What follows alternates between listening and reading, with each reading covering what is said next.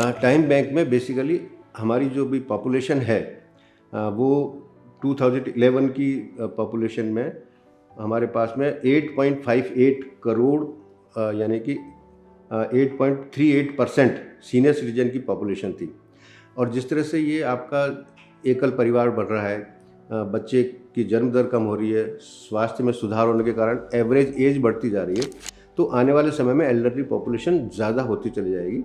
एक अनुमान के अनुसार, जो सरकारी अनुमान है भारत सरकार के, 2050 में ये पॉपुलेशन बढ़कर 30 करोड़ हो जाएगी, जो कि 19.04% होगी टोटल पॉपुलेशन की। तो एक बहुत बड़ी पॉपुलेशन होगी और उनके सामने ये समस्या होगी कि कोई मानवीय साथ देने के लिए नहीं होगा, उनके अकेलेपन का कोई साथी नहीं होगा, उनको बाहर ले जाने लाने के लिए कोई साथी नहीं होगा, हॉस्पिटलाइजेशन में भर्ती होने के दौरान कोई देखभाल करने वाला व्यक्ति नहीं होगा। तो इसको एक सिस्टमेटिक रूप में डेवलप किया गया है। हर पोस्टल पिन कोड के रूप में छोटी छोटी ब्रांचेज बनाई गई हैं। उस ब्रांच में ही लोगों को एक दूसरे के पास आना जाना है। फिर उनकी मासिक रूप से मीटिंग आयोजित की जाती है ताकि वो एक दूसरे को जानने पहचानने लग जाए, उनमें ट्रस्ट डेवलप हो जाए। क्योंकि इस समय के लेन देन में एक दूसरे की मानवीय साथ देने में आपसी विश्वास और मित्रता होना बहुत आवश्यक है। मुझे दिल में ये दर्द होना चाहिए कि मेरे मित्र को तकलीफ है, किसी अन्य को तकलीफ है तो मुझे दिल में उतना दर्द नहीं होगा जितना मेरे मित्र को होगा। तो हमें मित्रता बनानी है, तो मंथली मीटिंग करते हैं। क्योंकि पोस्टल पिन कोड एक छोटा सा एरिया है तो आराम से उनकी मीटिंग्स होती हैं।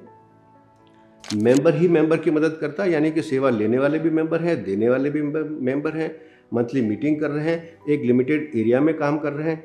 तो इस प्रकार से उनकी सेवा का लेन देन हो जाता है। हर रिकॉर्ड वेबसाइट के ऊपर दर्ज होता है। कहीं पे हमारा ऑफिस नहीं होता है, कहीं पे हमारा कोई एम्प्लॉय नहीं है, टोटली एम्प्लॉय शून्य है, ऑफिस का कोई खर्चा नहीं है, एडमिनिस्ट्रेटिव कॉस्ट जीरो है। जितने लोग हैं सारे वॉलंटियर्स हैं, सिर्फ अपना समय, कीमती समय देते हैं उसमें। तो हर उस ब्रांच को चलाने के लिए हमारे एडमिन होते हैं, जिनको हम ब्रांच मैनेजर भी कह सकते हैं। वो उस पर्टिकुलर पिन कोड की एक्टिविटीज़ को संचालित करते हैं, मेंबर्स का वेरिफिकेशन करते हैं, उनकी मंथली मीटिंग करते हैं, किसकी हेल्प रिक्वेस्ट आ रही है उसको वेबसाइट पे एंटर करते हैं, कौन जा रहा है उसको एंटर करते हैं। और इस पूरी प्रक्रिया में जो टेक्नोलॉजी समझते हैं आसानी से समझ सकते हैं कि जब आपने हर चीज़ उसमें कैप्चर कर ली, अपनी वेबसाइट पे अपने डाटाबेस में कैप्चर कर ली, तो आवर्स की कैलकुलेशन आसानी से हो जाती है और पासबुकें ऑटोमेटिक जनरेट हो जाती है।